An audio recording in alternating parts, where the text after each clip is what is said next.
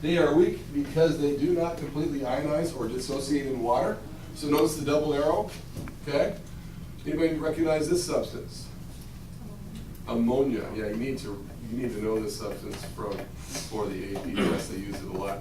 NH3 is ammonia. It produces the ammonium ion, which is on your ion chart, and it's on that one up there as well. It's got a little green arrow next to it. On the AP test, you will not get an ion chart. That's why I won't put it on tomorrow's quiz though. So you really stayed in the same seat when the seating chart changed? That's so weird. Okay. It's random. Well, yeah, that's what's weird about random. Sometimes random is not random at all. But then by it not being random, it's chance. Wow. Have you complained? Yes. Reverse signal. I have somebody in one of my kids' classes just like that. Yep. All right. Is everybody okay with all this so far? Nick, you still awake over there? Okay, good. All right. Now, for strong acids and bases, Ka and Kb are so large. They are so large. I used to say, how large are they? How large are they? That they are not able to be calculated. So that's why we like them so much. Okay?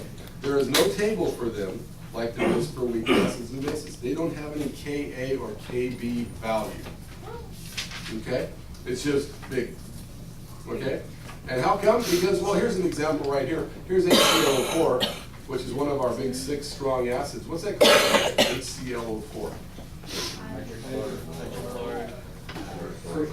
Perchloric acid. So it's from perchlorate, so it's perchloric acid. Look what's happening to it. It goes one way only. So initially, if it's 1 mole per liter, the change is going to be the entire mole per liter. So at equilibrium, it'll be 0 on the left. And then I once learned in a math class that you can't put 0 in the denominator because it's undefined, whatever that means. Okay? You can only approach 0, right? Infinitely. What that means in chemistry is really big, no value. Really big. Nope, there's no value. There's just no way to calculate it because of the 0 in the denominator. Isn't it nice? However, turn the page. And actually, we'll get into weak acids and bases and how to calculate them later. Right now, this is kind of fun actually. It's calculator time.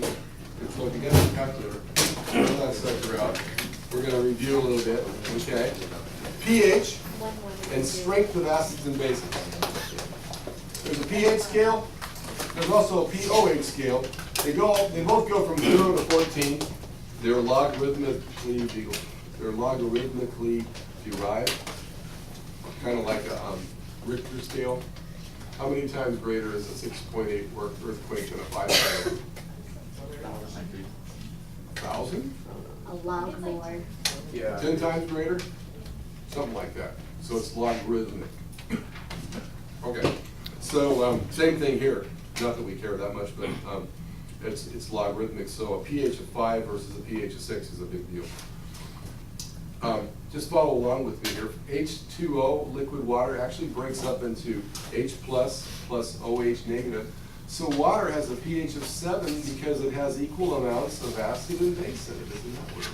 That's why it doesn't taste acidic to you, which is what tastes? Sour. Sour, you remembered, okay. And it doesn't taste basic to you, which is what? Bitter. Bitter. You got that down. I like to taste. Okay. So the sour and the bitter cancel each other out because they're exactly the same. So water has a pH of 7 right in the middle, and it's neither sour nor bitter. So it has its own K value, and they call it Kw. And it's 1 times 10 to the minus 14th power, and that's where they get the pH scale of going from 0 to 14. So in pure distilled water, which some of you may bring me tomorrow, the concentration of the hydrogen ion equals 1 times 10 to the minus 7th moles per liter And the hydroxide concentration is 1 times 10 to the minus 7th moles per liter.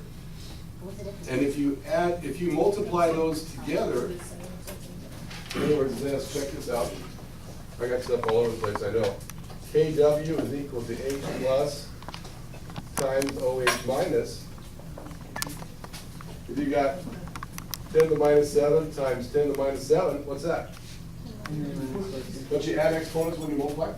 Yeah. 10 to the minus 14, so there's your KW, that's what it derived at. Okay? Why isn't there a denominator for KW?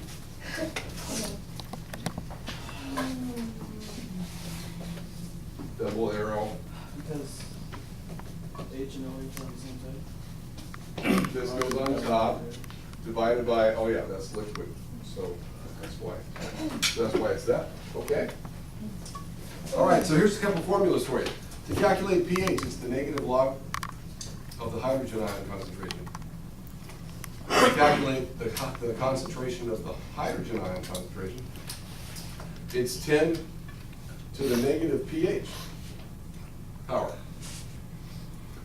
POH, it's the negative log of the hydroxide concentration. To calculate the hydroxide concentration, it's 10 to the negative POH. What if you know one? Then you know the other, because pH plus POH equals 14. And Ka plus Kb equals Kw. Okay, that's enough information.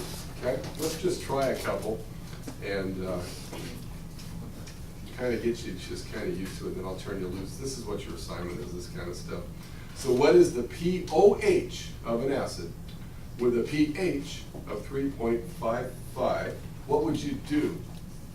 Subtract it from 14. All right, 14 minus 3.55.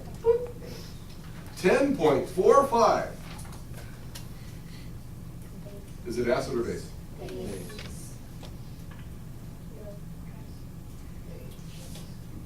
No. Look at the pH. The pH is 3.55. Where does that fall in the pH range? Acid. Ah, they told you. POH, 10.45. Okay.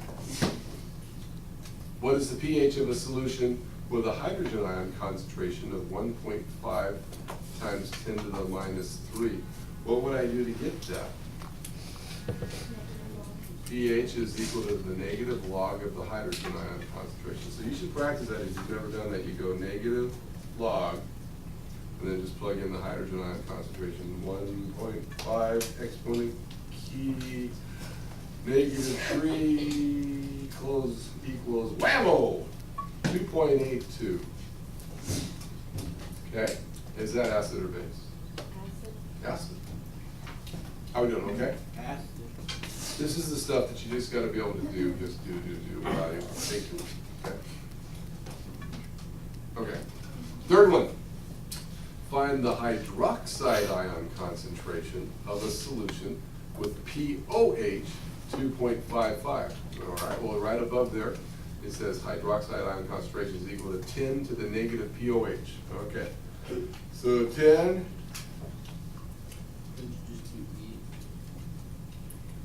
B to the X.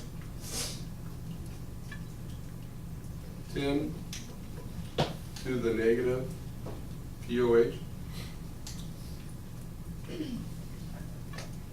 2.55.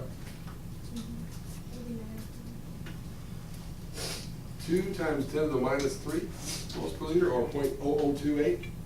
2.8 times 10 to the minus 3 moles per liter, or 0.0028. There's a couple ways you can do it. I just went 10, then I hit the caret key, and then did negative 2.55. And I got that. Or you can do e to the x, did you say? No. No, I didn't think so. Second log, yeah, so you go second log, and then negative 2.55. Either way, you get the right answer. 2.8 times 10 to the minus third moles per liter. That's got to have labels. What's that? Capital N. Because it's concentration, it's in brackets. That means moles per liter. walk.